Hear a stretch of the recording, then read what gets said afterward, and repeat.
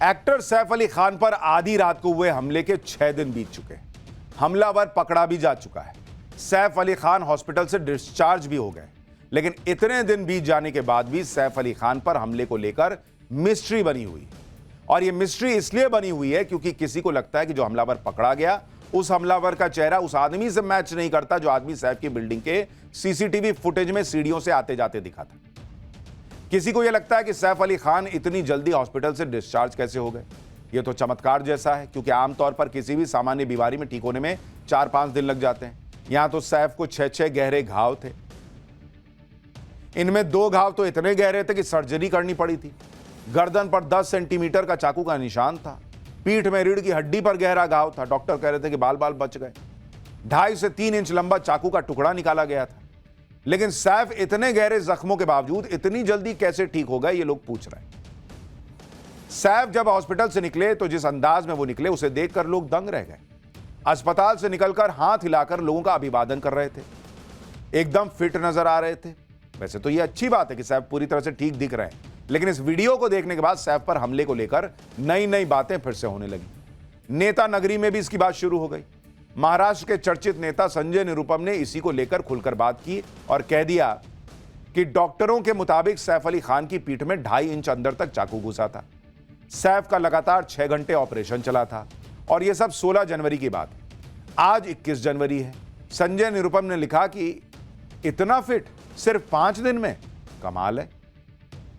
वैसे आज की डेट में मेडिकल साइंस इतना आगे बढ़ चुका है कि इतने गहरे घाव के साथ 5 दिन के अंदर सैफ का ठीक हो जाना, यह कोई बहुत बड़ी बात नहीं है।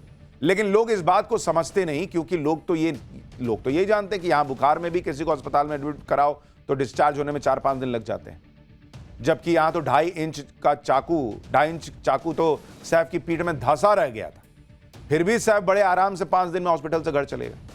इसी वजह से संजय निरुपम ने इसकी बात की। टाइम्स नाउ नवभारत से बातचीत में संजय निरुपम ने क्या कहा, वो सुनिए। फिर आपको बताऊंगा सैफ पर हमले की क्या नई कहानी सामने आ गई, जिसे सुनकर आप भी चौंक जाएंगे। देखिए, डॉक्टर लोगों ने जिस प्रकार का बयान दिया था उस घटना के बाद, उसके हिसाब से सैफ अली खान के पीठ में 2.5 इंच चाकू घुस गया था और उनका ऑपरेशन 6 घंटे तक चला था। ऑटो वालों ने बताया था कि वो एक लहूलुहान अवस्था में हॉस्पिटल पहुंचाए गए। ऐसे में कोई व्यक्ति 16 तारीख की एक घटना है और उसके 4 दिन के अंदर इतना स्वस्थ होकर लौटता है, तो एक कमाल ही लगता है मुझे। उनकी चलने की स्टाइल पे नहीं, चलने की स्टाइल वगैरह तो ठीक है, वो फिल्म एक्टर है, अपने स्टाइल से चल सकते हैं। क्या कोई आदमी इतना जल्दी रिकवर हो सकता है? डॉक्टरों ने जो वर्जन दिया उसको देखते हुए अगर इतनी बुरी तरह से वो घायल थे तो 4 दिन के अंदर इतना जल्दी रिकवर हो सकता है? ये एक बड़ा प्रश्न है। हाँ, मुझे मालूम है सैफ अली खान फिजिकली फिट हैं, जिम जाने वाले हैं, तो क्या उनका जो इम्यूनिटी सिस्टम है इतना मजबूत है? इस सवाल का जवाब डॉक्टरों को भी देना पड़ेगा, मेडिकल सेक्टर को भी देना पड़ेगा। क्या हमारे मेडिकल सेक्टर में इतनी तरक्की हो गई कि 4 दिन के अंदर आदमी इतना स्वस्थ हो सकता है? संजय निरुपम जो बात कर रहे हैं वो बात किसी के भी दिमाग में आ सकती है कि सैफ अली खान पर इतना बड़ा हमला हो गया, 5 दिन के अंदर पूरी तरह से फिट कैसे हो गए। अब भले ही ये मेडिकल साइंस में मुमकिन है, लेकिन कुछ लोगों के मन में जो डाउट है वो डाउट इसलिए है क्योंकि सैफ अली खान पर हमले के मामले में पहले दिन से ही रहस्य बना हुआ है। हर दिन यह रहस्य गहरा जाता है, हर दिन नई थ्योरी सामने आती है और यह सब अब तक चल रहा है। लोग इसलिए इन कॉन्स्पिरेसी थ्योरीज की बात करने लगते हैं क्योंकि लोगों को लगता है कि सैफ अली खान इतने बड़े एक्टर हैं, इतने पैसे वाले हैं, उनके घर में दसियों नौकर चाकर होंगे, फिर भी एक आदमी उनके घर में घुस जाता है, सैफ को चाकू मार देता है, भाग भी जाता है। यह सब कैसे हो गया? और फिर सैफ को ऑटो में अस्पताल जाना पड़ता है। इसलिए लोगों को सैफ के घर पर हमले की कहानी हजम नहीं हो रही।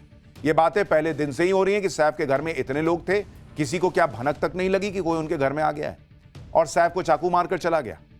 लेकिन अब ये नई बातें पता चल रही हैं कि हो सकता है कि सैफ के घर के नौकरों में ही किसी का कोई खेल हो, क्योंकि टाइम्स नाउ भारत को मुंबई पुलिस के सूत्रों से पता चला है कि मुंबई पुलिस को सैफ के स्टाफ में शामिल 4 मेल सर्वेंट्स की भूमिका पर शक है। सूत्रों के मुताबिक ये चारों मेल सर्वेंट्स सैफ पर हमले के वक्त घर में मौजूद थे। सूत्रों ने खुलासा किया कि चारों मेल सर्वेंट्स ने सैफ को बचाने की कोशिश नहीं की। शोर शराबे की आवाज सुनकर एक मेल सर्वेंट जो है वो छिप गया, जबकि बाकी तीनों ने भी सैफ को बचाने की कोशिश नहीं की। इस खुलासे की पुष्टि सैफ के बेटे जहांगीर की केयरटेकर नर्स एलियामा फिलिप के उस बयान से भी होता है, जो सैफ पर हमले के वक्त सैफ के घर पर ही मौजूद थी। उसने ही हमलावर को सबसे पहले देखा था। धक्का मुक्की के दौरान हमलावर ने नर्स फिलिप को भी ब्लेड से मारने की कोशिश की थी, जिससे उनकी कलाई और उंगलियों पर चोटें आई। एलियामा फिलिप ने पुलिस को जो बयान दिया, उसकी एक्सक्लूसिव डिटेल्स नवभारत को पता चली।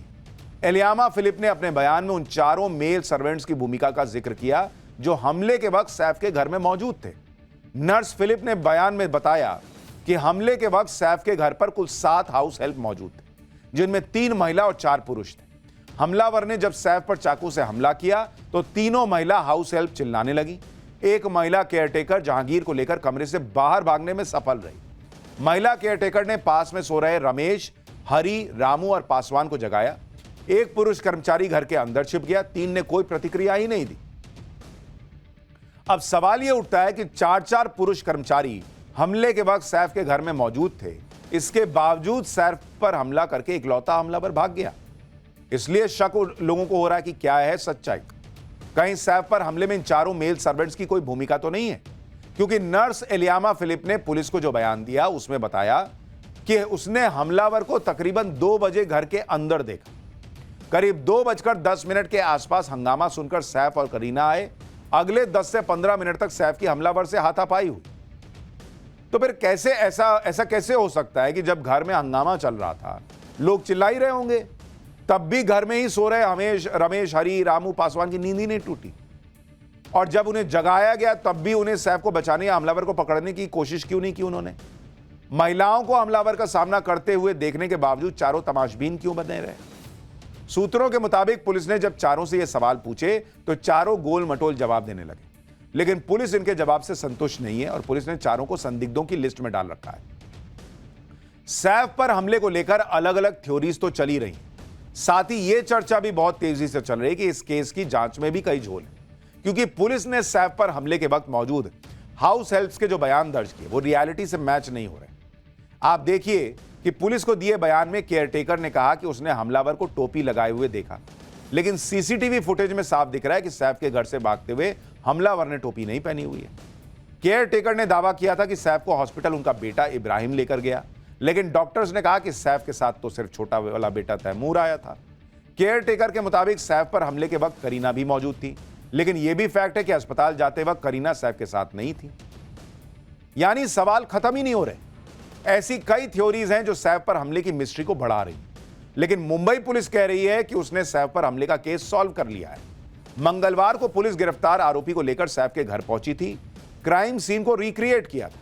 पुलिस का दावा है कि 30 साल के मोहम्मद शफीकुल इस्लाम ने ही सैफ के घर में चोरी करने के लिए वो घुसा था और उसने ये बात कबूल कर ली है कि सैफ के साथ उसकी बहस हुई। इसके बाद उसने चाकू से हमला किया। पुलिस का दावा है कि सैफ जिस बिल्डिंग में रहते हैं उसकी सीढ़ियों पर लगे सीसीटीवी कैमरे में जो शख्स रिकॉर्ड हुआ था, आरोपी शरीफुल वही शख्स है। लेकिन इस बात को लेकर भी सवाल उठ रहा है। सोशल मीडिया पर थ्योरी दी जा रही कि पुलिस ने जिस शख्स शरीफुल को गिरफ्तार किया उसका तो चेहरा ही सीसीटीवी में जो व्यक्ति दिख रहा है, जो संदिग्ध दिख रहा है, उससे मैच नहीं हो रहा। सबूत के तौर पर लोग सोशल मीडिया पर गिरफ्तार आरोपी शरीफुल और सीसीटीवी में दिख रहे संदिग्ध के चेहरे की तस्वीरें पोस्ट कर रहे हैं और कह रहे हैं कि दोनों की शक्लें तो बिल्कुल भी नहीं मिलती। आप देखिए भाई, पहले दिन ये आदमी भी पकड़ा गया था, बाद में कहा गया कि ये वो नहीं है जिसकी तस्वीर अभी आप देख रहे थे। अब सीसीटीवी वाले को देखिए और इसको देखिए, तो पब्लिक अपनी अपनी थ्योरी गढ़ रही है सोशल मीडिया पर कि ये मैच ही नहीं हो रहा चेहरा। सीसीटीवी में दिखते शख्स से और इस व्यक्ति के चेहरे की तस्वीर को देखकर लोग कह रहे हैं ये दोनों सेम व्यक्ति है ही नहीं। लेकिन पुलिस का दावा है कि क्राइम सीन से जो फिंगरप्रिंट मिले हैं वो गिरफ्तार आरोपी शरीफुल के फिंगरप्रिंट से मैच कर गए। पुलिस कह रही है कि उसके पास ऐसे सबूत हैं जो शरीफुल को दोषी साबित कर देंगे। पुलिस अपनी जांच कर रही है और अब सैफ भी अस्पताल से घर आ चुके हैं। घर आते ही सैफ अली खान ने उस ऑटो रिक्शा ड्राइवर से मुलाकात की जो उन्हें जख्मी हालत में अस्पताल लेकर गया था। उनसे पैसे भी नहीं लिए थे। इस ऑटो ड्राइवर का नाम भजन सिंह राणा है, जिसने टाइम्स नाउ नवभारत से बात करते हुए सैफ से मिलने की इच्छा जाहिर की थी।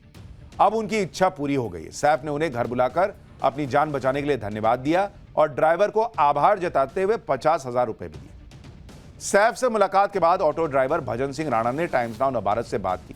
सुनिए क्या बताया। ये उन्होंने वही धन्यवाद के लिए बुलाया था, बहुत बहुत धन्यवाद बोले। इनके जितने भी परिवार के थे सब ने ऐसे हाथ जोड़ के ये कहा कि चलो ठीक है, बहुत अच्छा काम किए। मम्मी बोले कि ये मम्मी है मेरी। शर्मिला टैगोर की। हाँ जी हाँ। और सैफ अली खान थे बाकी, और भी उनकी लड़की भी थी। ये तो जिंदगी भर मुझे याद रहेगा कि स्टार की मैंने थोड़ी हेल्प करी थी, थोड़ी जो कि ना समझ के भी, जैसे भी अब इतना बड़ा स्टार होगा, ये मैं कभी नहीं सोचा जिंदगी में ऐसा कोई स्टार मुझे मिलेगा जो मेरी गाड़ी रिक्शे में बैठेगा। इतना कि मुझे आज तक इतना कोई सम्मान नहीं मिला जितना वो मुझे सम्मान दिए सर। हालांकि अब सैफ अली खान तो घर आ गए, तेजी से रिकवरी भी हो रही है, लेकिन सैफ पर हमले ने मुंबई पुलिस की साख को भी नुकसान पहुंचाया है। लोग कह रहे हैं कि देखो, एक चोर ने इतने बड़े स्टार के घर में घुसकर उसे चाकू से घायल कर दिया। आज सैफ के साथ जो हुआ है वो कल किसी और सेलिब्रिटी के साथ भी हो सकता है। सेलिब्रिटी के साथ हो सकता है तो आम लोगों के साथ क्यों नहीं हो सकता? ये सवाल पूछ रहे हैं लोग, और इसलिए पुलिस के लिए केस रेपुटेशन का सवाल बन गया है। तभी तो वो केस की जांच में कोई कसर छोड़ना नहीं चाहती।